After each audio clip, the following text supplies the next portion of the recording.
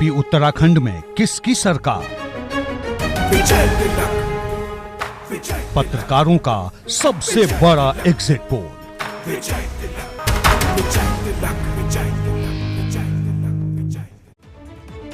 तो ब्रेक के बाद आपका स्वागत है। एबीपी गंगा आपके लिए लेकर आया है पत्रकारों का सबसे बड़ा एग्जिट पोल, जिसमें 264 पत्रकार बताएंगे कि उत्तर प्रदेश और उत्तराखंड में आखिर स्थितियां क्या हैं और उनके मुताबिक एक एक सीट पर हालात क्या हैं। हमने आपको मुजफ्फरनगर और बागपत के पत्रकारों का एग्जिट पोल दिखाया और अब बात करते हैं मेरठ की।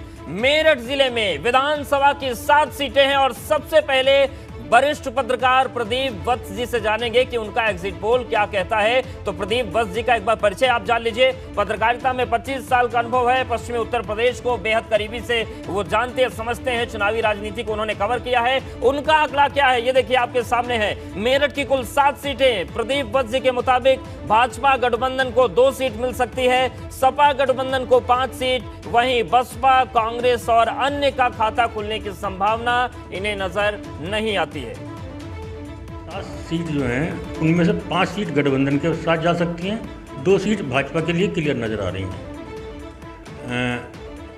मेरठ कैंट और मेरठ दक्षिण ये भाजपा के लिए अच्छी सीट साबित हो सकती हैं। मेरठ कैंट तो उनका वैसे भी किला रहा है और मेरठ दक्षिण जो है सोमेंद्र तोमर जो है पहले भी चुनाव जीते थे, इस बार दूसरा चुनाव जीत सकते हैं।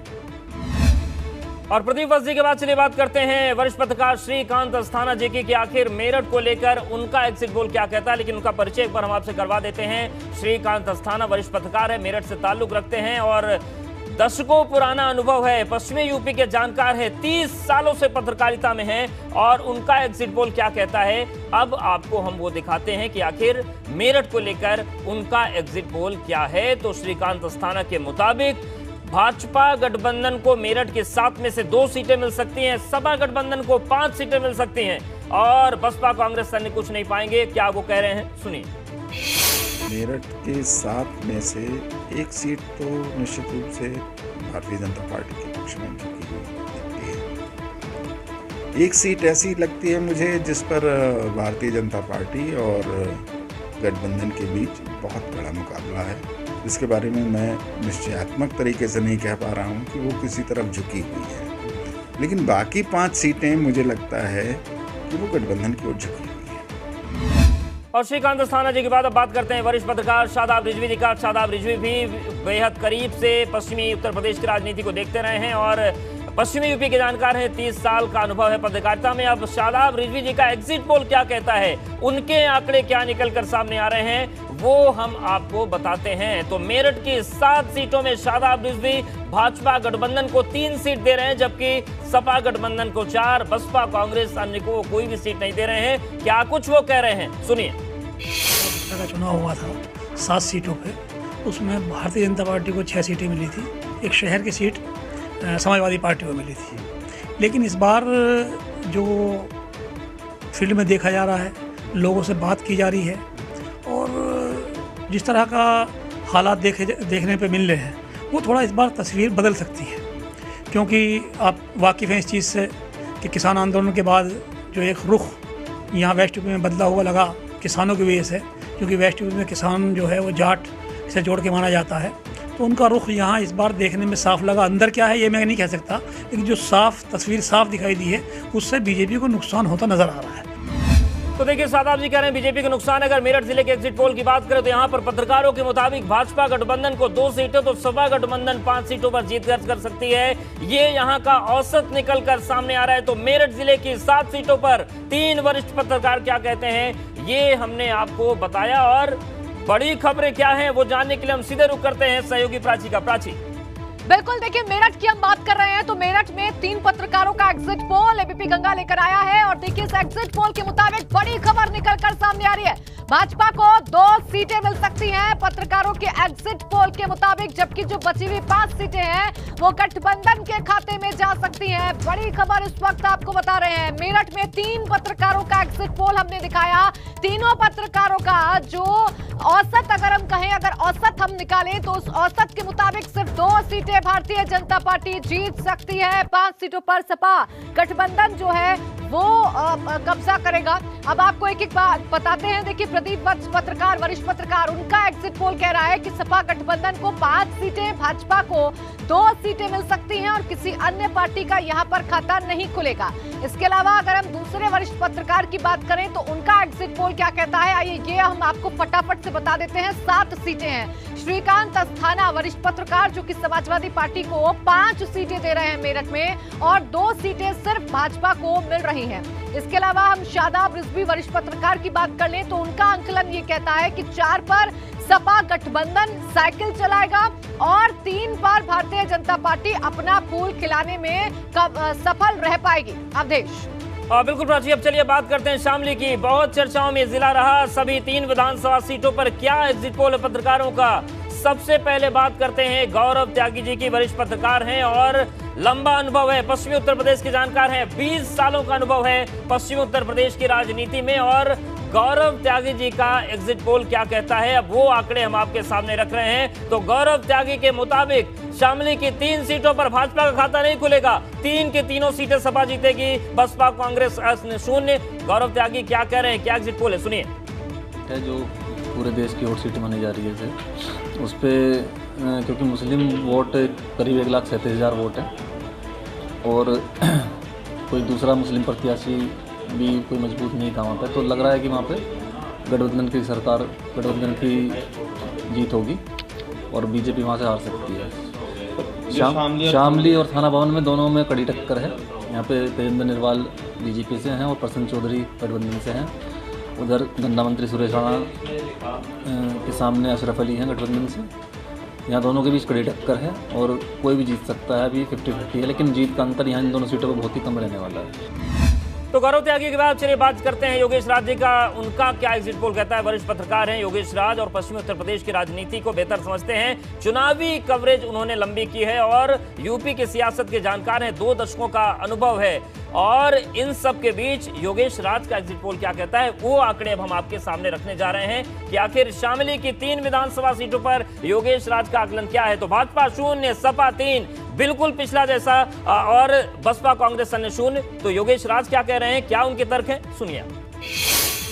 देखो, शामली विधानसभा की जो तीनों विधानसभा सीट हैं शामली जिले की, उस पर कड़ी प्रतिस्पर्धा है। पहले हमको लगता था करीब 2-3 महीने 4 महीने पहले कि भाजपा बढ़त बनाए हुए है, लेकिन जैसे जैसे चुनाव का समय नज़दीक आया तो गठबंधन अपनी पूरी ताकत के साथ उभरा। थाना भवन विधानसभा, शामली विधानसभा और कैराना विधानसभा, तीनों में ही मुझे जहाँ तक आकलन मेरा है कि भाजपा और गठबंधन प्रत्याशी में कड़ा मुकाबला है। कुछ चीज़ें ऐसी हैं कि जिसको लेकर के भ्रम बना हुआ है। जहाँ तक मुझे लगता है कि तीनों विधानसभा सीटों को लेकर के जो दलित मतदाता हैं उनका मतदान किस तरफ हुआ है, चुनाव परिणाम इस पर बहुत कुछ निर्भर करेगा। और अब कंवरपाल सिंह, वरिष्ठ पत्रकार, क्या कहते हैं शामली को लेकर, उनका आकलन क्या, एग्जिट पोल क्या है, वो हम आपको बताते हैं। लेकिन सबसे पहले कंवरपाल सिंह जी का परिचय आप जान लीजिए। पत्रकारिता में 2 दशक का अनुभव है, 20 सालों से पत्रकारिता में है, पश्चिमी यूपी के एक एक समीकरण को समझते हैं। तो उनका एग्जिट पोल क्या है शामली को लेकर, वो आंकड़े अब आपके सामने हम रख रहे हैं कि कंवरपाल सिंह क्या कह रहे हैं। तो देखिए, इनका भी वही आकलन है जो 2 और पत्रकारों ने दिया। भाजपा 0, सपा 3, बसपा कांग्रेस 0। लेकिन तर्क क्या है, किस बिहाफ पर, सुनिए। सीट है जिसमें थाना भवन, शामली, कैराना, यहाँ पर चूंकि पहले से ही भाजपा को चिंता थी और उनकी चिंता वो वाजिब भी निकली, चूंकि यहाँ पर जो है 2013 के दंगों के बाद में जो मुस्लिम और जाट समीकरण था वो ध्वस्त हो गया था और जाट का एक बड़ा वर्ग भाजपा के साथ में चला गया था। लेकिन इस बार बहुत कोशिश करने के बावजूद भी ये जाट मुस्लिम समीकरण यहाँ पर इस तरह से पूरी तरह से सक्रिय रहा और दोनों का जोरदार तालमेल रहा। आपने देखा होगा कि जो मुस्लिम एरिया है जितना भी यहाँ पर शामली जनपद में रहा, वहाँ का मतदान प्रतिशत भी ज़्यादा रहा। तो इसलिए कहीं ना कहीं भाजपा की चिंता जो है इसने बढ़ा दी है और पश्चिमी उत्तर प्रदेश में खासकर शामली जनपद में जो तीनों सीटें हैं में मुझे लगता है कि कहीं ना कहीं भाजपा के खाते में जा रही है। तो चलिए अब जान लेते हैं कि शामली का ओवरऑल आंकड़ा क्या आ रहा है। औसत क्या, अगर पूरे जिले का आंकड़ा समझा जाए तो पत्रकारों की नजर से एग्जिट पोल को देखें तो शामली में भाजपा को 1 सीट तो सपा गठबंधन को 2 सीट मिलती नजर आ रही हैं। और बड़ी खबर निकल के आ रही है शामली से, प्राची बताएंगे। बिल्कुल, देखिए हम बता देते हैं अवधेश के आखिर क्या बड़ी खबर निकलकर सामने आ रही है, क्योंकि 3 सीटों वाला शामली हमेशा से चर्चाओं में रहता है। 3 पत्रकारों का एग्जिट पोल एबीपी गंगा लेकर आया है और इस एग्जिट पोल के मुताबिक भाजपा को 1 सीट मिल रही है। कुल पत्रकारों के औसत एग्जिट पोल को अगर देखें तो भाजपा कुल 1 सीट पर कमल खिला पाएगी, जबकि 2 सीटें पत्रकारों के मुताबिक समाजवादी पार्टी के गठबंधन पर जाएगी। गौरव त्यागी वरिष्ठ पत्रकार हैं, पश्चिमी उत्तर प्रदेश की राजनीति को समझते हैं। उनका एग्जिट पोल आपकी टेलीविजन स्क्रीन पर, समाजवादी पार्टी को वो 3 सीटें दे रहे हैं, जबकि भाजपा को 1 भी सीट नहीं मिल रही है उनके मुताबिक।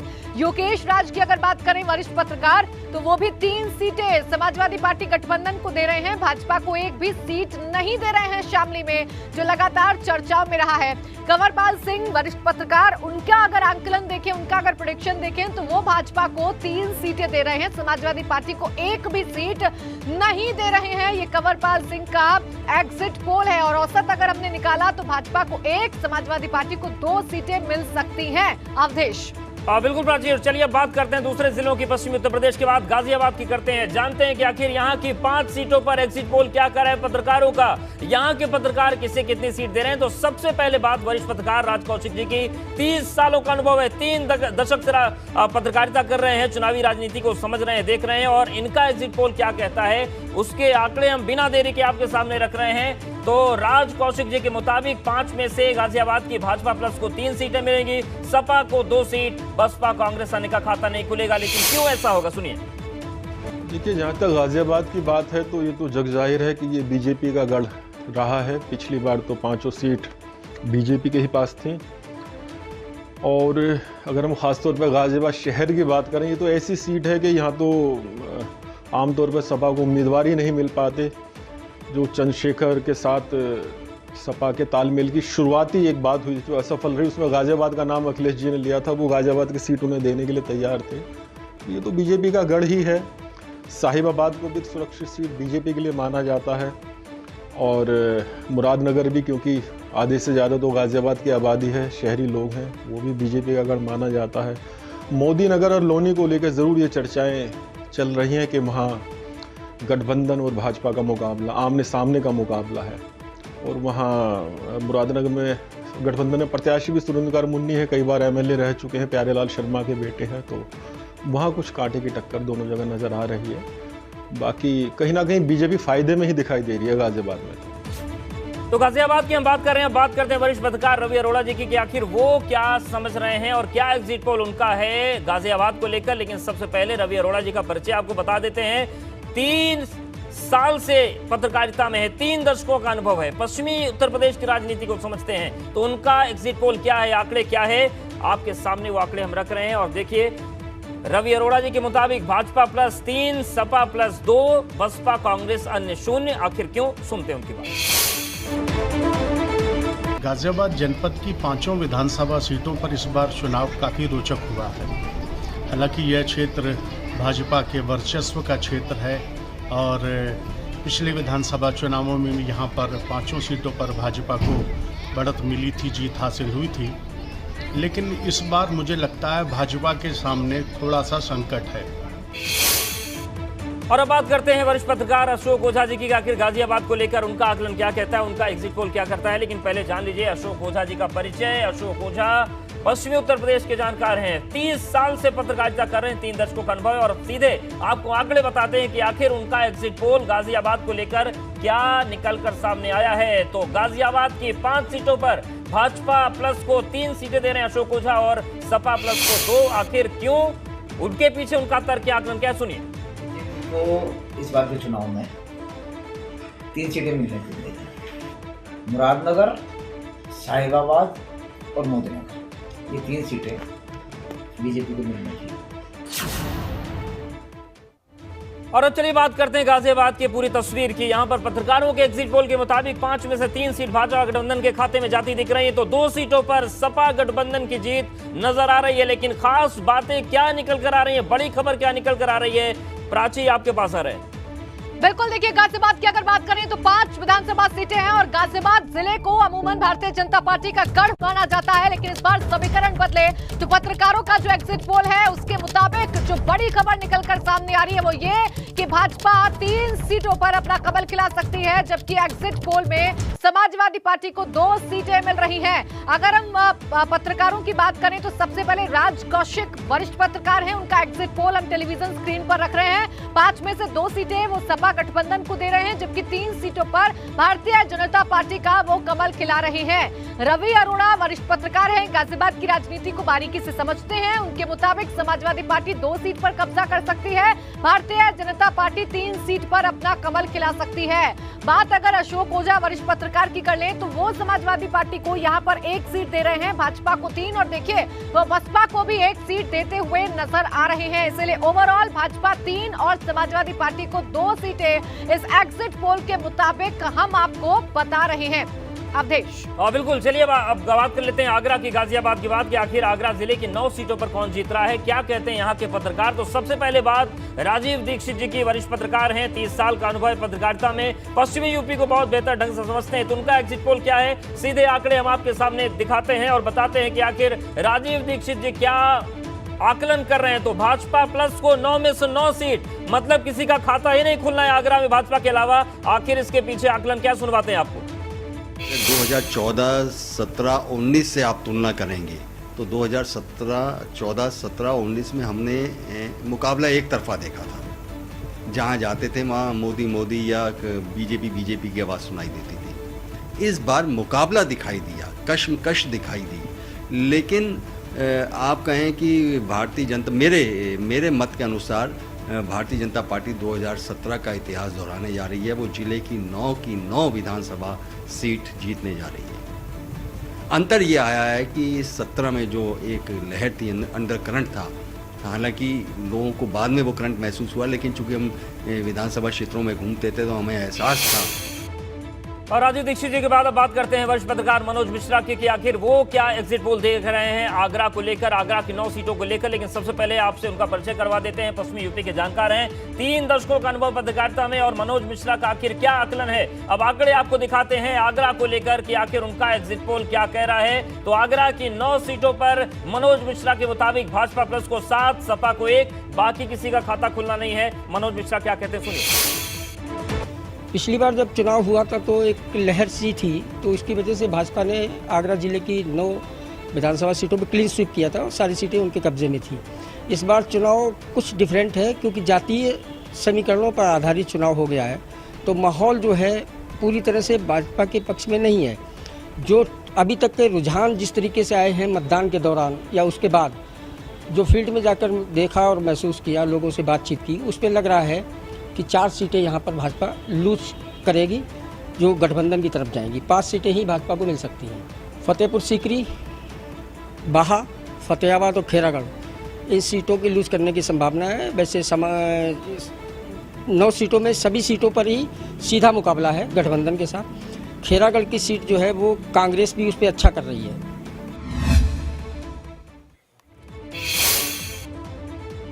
और आगरा को लेकर वरिष्ठ पत्रकार अनिल शर्मा जी का क्या कहना है वो भी हमको आपको बताते हैं। लेकिन अनिल शर्मा जी से पहले आपका परिचय करा देते हैं किस तरीके से वो पश्चिमी उत्तर प्रदेश की राजनीति को देख रहे हैं। तो पश्चिमी यूपी के जानकार हैं, 30 सालों का अनुभव पत्रकारिता में, और अनिल शर्मा जी आगरा की 9 विधानसभा सीटों पर क्या आकलन लेकर आए हैं, उनका एग्जिट पोल क्या कहता है, वो आंकड़े हम आपके सामने अब रखने जा रहे हैं ताकि आप समझ सके कि जो 3 वरिष्ठ पत्रकार हैं आगरा को क्या कहते हैं। देखिए, अनिल शर्मा जी भाजपा प्लस को 7 सीट दे रहे हैं, सपा को 1, और उनके मुताबिक कांग्रेस भी यहां पर खाता खोल सकती है। लेकिन क्यों, सुनते हैं अनिल जी से।